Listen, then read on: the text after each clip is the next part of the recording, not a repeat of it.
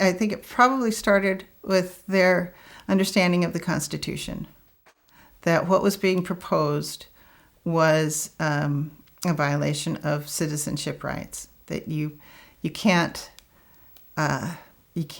what was being discussed in that time period and what eventually came about in March of 42 was the wholesale roundup of a group of people based totally on their ethnic background, without any arrest, any day in court. Due process of law was out the window, and it was all because there might be a spy. So they rounded up everyone, 120,000 people, because maybe there was a spy there. None was ever charged. None of the people who were sent to concentration camp was ever even charged with a crime of treason or sabotage, let alone proven guilty in court. And they said this is a direct violation of the Constitution that provides due process of law to citizens. I think that had that not been the issue, I think that my mother probably would have spoken out anyway, because she saw not only the injustice against citizenship rights, but she saw the human, that this was just not right, regardless of whether it was constitutional or not. I don't know that my father would have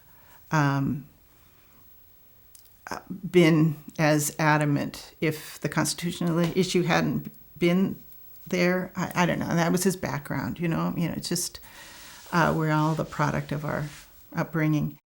1940, 41, 42, very different from even 1962. I mean, especially different from 2002. We look back over, 50 years of civil rights marches and protests, and it's okay to take a placard and say, my government's doing the wrong thing. I object to that, and I'm going to get a bunch of people together and we're going to march and say this is wrong.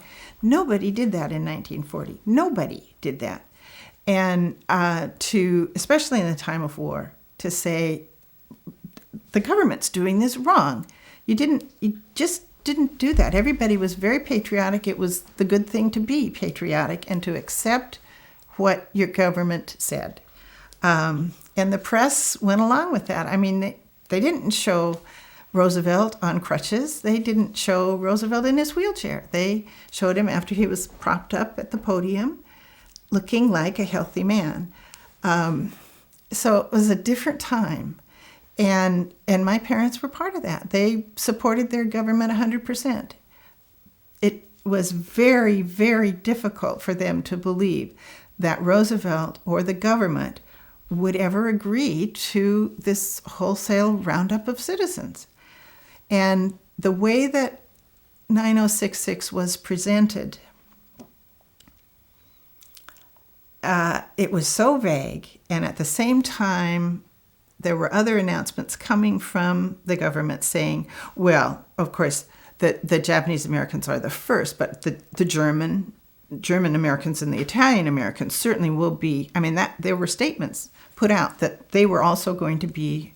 So my folks said, well, my goodness, I'm glad that these racist columnists aren't going to be the ones to dictate that it's just going to be the Japanese. Our government is going to apply this equally to the aliens from Germany and Italy. Of course, they didn't do that. And it was, I think, very, very difficult for my folks to finally realize that they weren't ever going to do that. That, indeed, they were just targeting, on the basis of race, this one group from the West Coast.